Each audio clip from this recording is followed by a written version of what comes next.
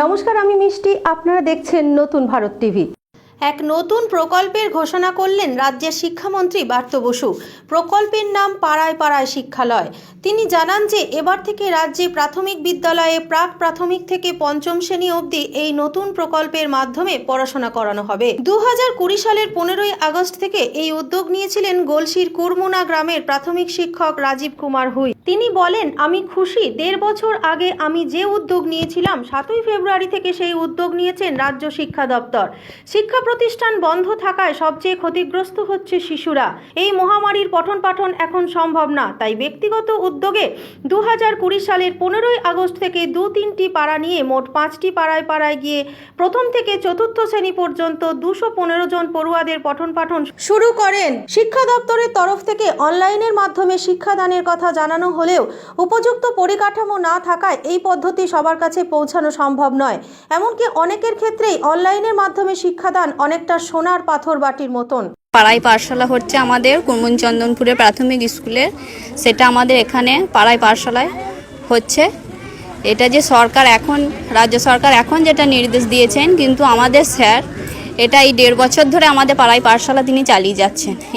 তিনি প্রত্যেকটা পাড়ায় পাড়ায় গিয়েও ছেলেদেরকে ডেকে ডেকে নিয়ে এসছেন যে পাড়ায় পাঠশালা করা হোক, যাতে ছেলেরা না পিছিয়ে পড়ে, ছেলেরা যাতে পড়াশোনায় একটু উন্নতি হয়, যাতে ভয় না খায়।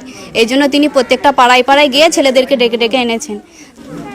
স্কুল এই কোভিড চলাকালীন স্কুলে ছেলেদের যাতে অসুবিধা হয়, তার জন্যই এই পাড়ায় পাঠশালাটা করা হচ্ছে। কোভিডের নিয়ম ছেলেদের বেশি অসুবিধা, কারণ কিছু ছেলেদের হলে ছেলেদের বেশি সমস্যা দেখা যাবে, যেহেতু বাচ্চা তারা অত কিছু বলতে পারবে না, ছেলেদের বেশি সমস্যা। তাই জন্যই স্যার মাস্ক পরিয়ে পাড়ায় পাঠশালা আরম্ভ করেছেন এই 1.5 বছর আগে। প্রথম থেকে চতুর্থ শ্রেণী অবধি ছেলেরা পড়ে, তাদের সমস্ত নিয়ম মেনেই এই স্কুল চালানো হচ্ছে। স্যার এই 1.5 বছর ধরে তিনি এই পাড়ায় পাঠশালাটা চালাচ্ছেন। স্যারের এই উদ্যোগে আমরা খুবই মুগ্ধ হয়েছি, স্যারকে সম্মান জানাচ্ছি। স্যারের এই উদ্যোগ যে আবার নতুন ফল পেতে চলেছে, রাজ্য সরকার এটা নিয়ম করেছেন। স্যার কিন্তু এই 1.5 বছর আগেই তিনি এটা পাঠশালায় পড়াচ্ছেন, চালু করেছেন। স্যার আমাদের স্যার এই 1.5 বছর আগে থেকেই তিনি এই উদ্যোগ নিয়েছিলেন যে ছেলেরা যাতে পিছিয়ে না যায়, স্কুলে যাতে ভয় না পায় স্কুলে যেতে, তার জন্যই তিনি এই 1.5 বছর আগে থেকেই এই পাঠশালাটা তিনি চালু করেছেন।